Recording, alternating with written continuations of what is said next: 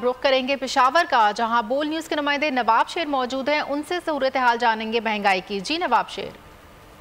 जी बिल्कुल, वफाकी बजट में हर चीज़ पर टैक्सों की भरमार की गई है। शहरियों से इस हवाले से बात करते हैं।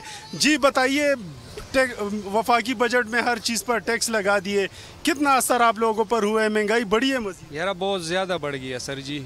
सब्ज़ी जब लेता है वो भी महंगा है, दाल वगैरह लेता है वो भी महंगा है सर जी।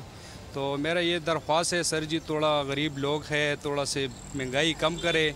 तो बजट तो वैसे बढ़ गया है, इससे अच्छा ये था चाहिए कम से कम बजट न बढ़ाना चाहिए, गरीब लोगों की लोड कम करे। लोड शेडिंग भी बहुत ज़्यादा है, ठीक है, हमारे पाकिस्तान में।